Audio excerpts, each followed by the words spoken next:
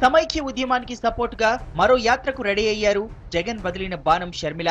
రాష్ట్ర విభజనకు వ్యతిరేకంగా అమ్మ అన్నల దీక్ష తర్వాత ఇక తన వంతట్టు మళ్లీ జనంలోకి వెళ్లేందుకు సిద్ధమయ్యారు. సీమాంధ్రలో పార్టీకి మైలేజ్ తీసుకొచ్చేందుకు బస్సు టూర్ కు ప్రిపేర్ అయ్యారు.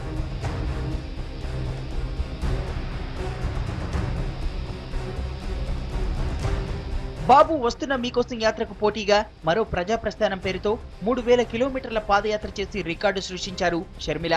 అదే స్ఫూర్తితో బస్సు యాత్రలోనూ బాబుతో టీ అంటున్నారు. సెప్టెంబర్ 1న గుంటూరు జిల్లా నుంచి బాబు యాత్ర ప్రారంభమవుతుండగా 2న వైఎస్ వర్ధంతి నాడు ఇడుపులపాయ నుంచి బస్సు టూర్ కు బయలుదేరనున్నారు షర్మిల.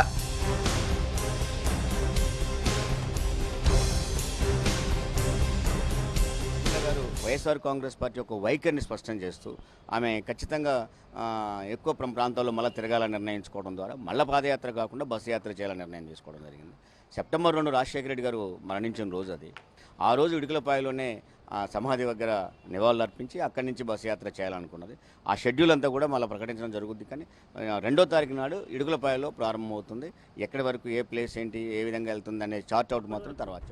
షర్మిల యాత్ర సీమాంధ్ర వరకే పరిమితం కానుంది. ప్రజా ప్రస్థానంలో తిరగని జిల్లాలతో పాటు సమైక్య ఉద్యమం ఉధృతంగా ఉన్న ప్రాంతాల్లో పర్యటించేలా రూట్ మ్యాప్ రెడీ చేశారు.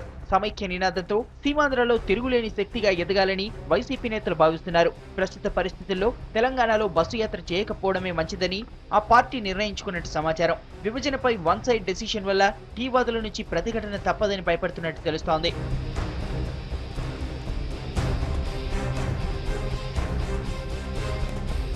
ప్రజలు ఏంటంటే సీమాంధ్రలో వైఎస్ఆర్ కాంగ్రెస్ పార్టీకి బ్రహ్మరథం పడుతున్నటువంటి పరిస్థితి కనబడతా ఉంది.